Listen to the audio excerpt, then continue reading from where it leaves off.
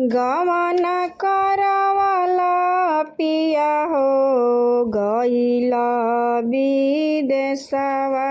गवन करवाला पिया हो गइल विदेशवा।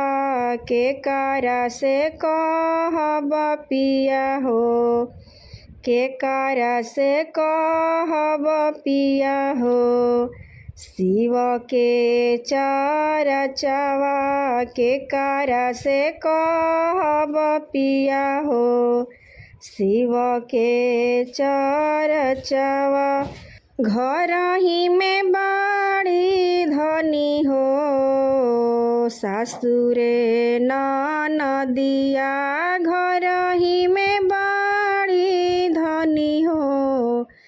सासुरे ननदिया उनही से कइह धनी हो। अरे उनही से कइह धनी हो। शिव के चरचवा उनही से कइह धनी हो। शिव के चरचवा सासु नाही बोले पिया हो। ननदिया ना सुने सासु नाही बोले पिया हो।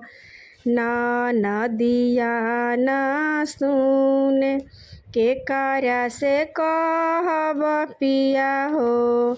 शिव के चरचवा के करा से कहब पिया हो। शिव के चरचवा गवन कराई पिया हो गइल विदेशवा। गवन कराई पिया हो गइल विदेशवा।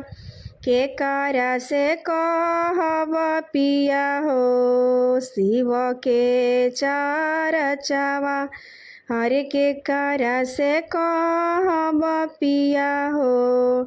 शिव के चरचवा फोनवा लगइह धनी हो। अपना नैहरवा फोनवा लगइह धनी हो। अपना नैहरवा भैया के बोलइह धनी हो।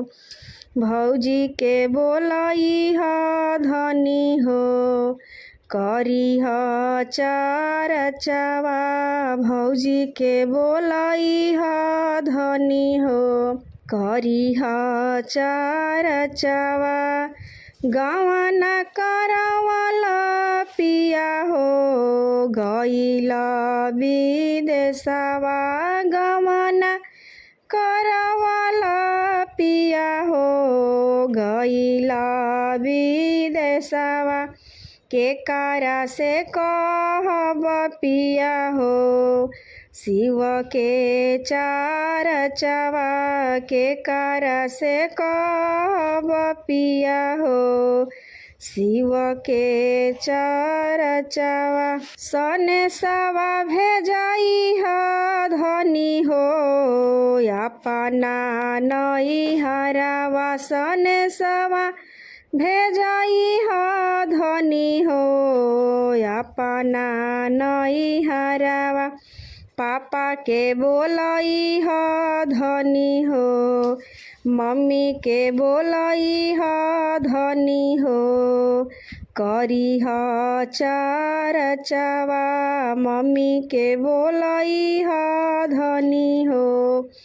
करिह चरचवा गवन कराई पिया हो गइल विदेशवा। के करा से कहब पिया हो।